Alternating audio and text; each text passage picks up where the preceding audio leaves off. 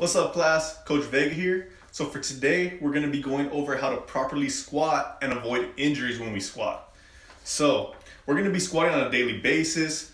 We squat every day, every time we sit down. So when you're sitting down at your computer, say you may be working out on your own or with your older brother or sister, and you're going to be squatting with weights, without weights. You'll be doing a lot of movements where you squat. Now, the proper mechanics of squatting starts with your feet. So this is a tripod of your foot. Notice how there's three little dots. That's where all your weight needs to be on, all three dots. So right under your big toe, right under your pinky toe, and right on your heel. That's gonna get you good balance. It's basically the foundation of how well your squat's gonna be and how much weight you can lift up, because you don't want to be falling forward and you don't want to be falling backwards or side to side. So it's gonna keep you balanced. So first, we're gonna get our feet shoulder width apart, as you all know, feet out, and you're gonna be on the tripod of your foot, so all 3 points.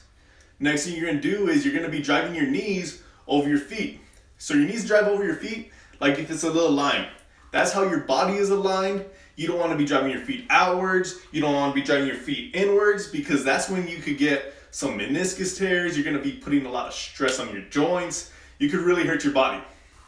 So your knees go over your feet. Next thing you need to do is you need to make sure your back is in a neutral position.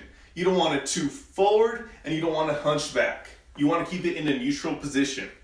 Now, in order to engage a neutral back, you need to tighten up your core. So your core, you're going to be flexing it kind of to keep your back straight in a line. You don't want to be hunching it, because that's when you could really get a lot of lower back injuries, and you could fall forward or you could fall backwards. You really want to avoid that, because after time, that's going to be a lot of weight on your back. So you're going to be having your feet about shoulder width apart, knees going over your feet, tighten up your core, and keep a neutral back. So a squat.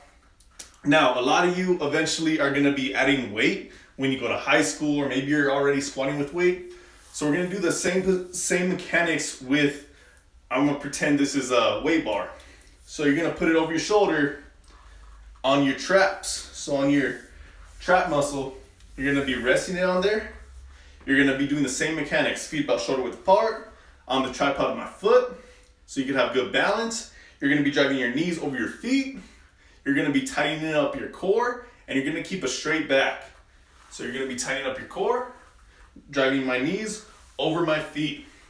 That's going to avoid injury, especially when you add weight. That's when you need to have the proper mechanics. Because if I were to add the weight and I were to go hunchback, I'll be falling over, or that's going to be a lot of stress on my back, causing me spine problems and lower back problems. So right now, I need you all to do the proper form for squatting. We're going to be doing 4 sets of 10 of these.